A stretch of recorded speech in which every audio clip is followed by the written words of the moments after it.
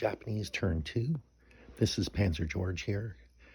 Operation Cupid, final turn. We're going to do a recap of the game. So, first thing is, what were our strategies? Well, for the Axis, really it was getting oil. So, for the Germans, we were going to, of course, go down towards the Middle East and take those territories down there, which we were successful both with the Italians and the Germans. And for the Japanese, it was to take the Money Islands. So we weren't able to take one of the islands, but overall we were successful again with that strategy. The other thing we determined early on was for Moscow, we weren't going to be able to take Moscow. So the idea was to threaten Moscow and then wheel south. We did take Leningrad, but really the objective was to threaten Moscow and to go south.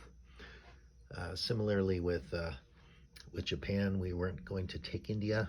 We determined it was too tough a target. However, we were going to contain it and advance across China over to threaten Russia. So my impressions on other strategies. So I thought the tech that the British used, they did a surprise attack using their radar tech and took out one of our fleets down south here in Sea Zone 37. I thought that was a very effective tactic. And as well, the Americans, of course, did several attempts attacking Sea Zone 6 here with their super carriers. So initially, I think that was very successful in disrupting my drive to the south. However, one thing I would say is what was keeping me awake throughout most of the game was he would combine two carriers together, and that would actually be a much more powerful force. With my jets, I was able to thwart his ambitions in Korea just because my jets could overwhelm his one super carrier. But I think if they had combined two super carriers together, I think that would have been really unbeatable. So it was but I really enjoyed the game. We have worthy opponents here. It was a real big fight. Also, I would say the Dastardly Award would go to the Russians with the Mongolians. They really did sucker me into attacking Russia. I thought when they occupied South Korea that I would be able to attack Russia, thinking that would be declaring war on Japan.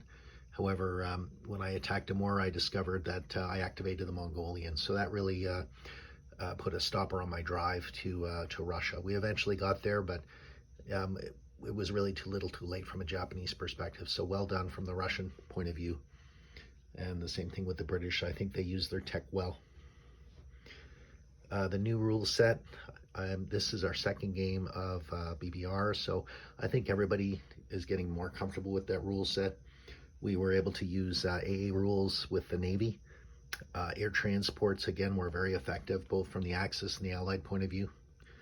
The target select was used a number of times from all sides, which was also effective. I was able to take out the American carrier in a last battle with target select as examples.